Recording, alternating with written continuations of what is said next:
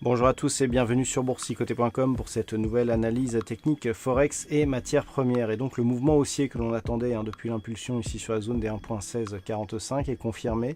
Nous avons un nouveau plus haut significatif ici qui casse cette zone intermédiaire des 1.1720 et donc qui valide un possible retour ici sur la zone des 1.1824. Alors d'un point de vue un peu plus global, nous sommes donc dans une phase où suite à une forte dynamique baissière, les cours oscillent donc entre une zone de point bas à 1.1530 et donc une zone ici de point haut à 1.1825.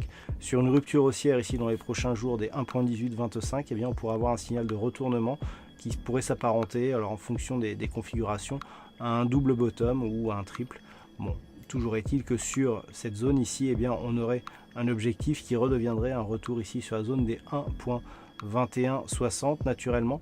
Toujours dans ces prochains jours, une éventuelle rupture ici baissière des 1.1645 invaliderait un mouvement direct, donc de perspective d'un mouvement haussier.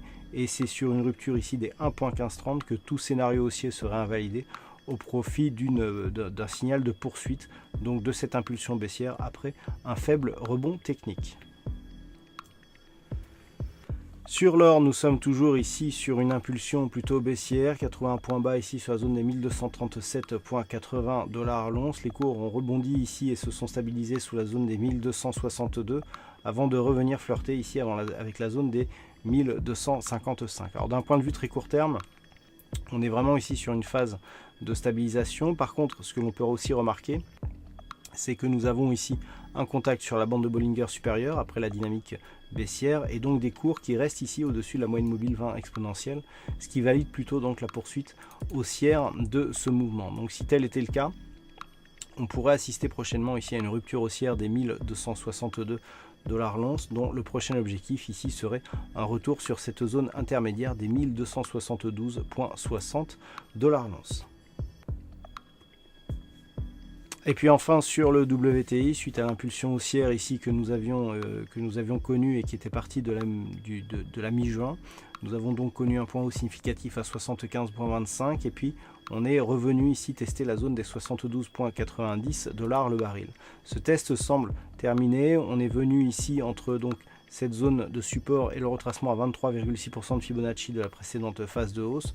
On s'est stabilisé et les cours tentent ici une cassure de la moyenne mobile 20 exponentielle. D'un point de vue très court terme, c'est assez intéressant, puisque nous avons ici une inversion du flux qui se fait sur contact de la bande de Bollinger inférieure, retour sur la moyenne mobile 20 exponentielle. Actuellement, cette moyenne mobile agit plutôt comme une résistance. Par contre, si les cours valident ici une poursuite haussière, et bien là on aura un scénario qui reste fortement haussier qui pourrait se réaliser, à savoir ici une phase de hausse qui consolide à l'horizontale entre le retracement des 23,6% de Fibonacci et la zone de point haut à 75,25.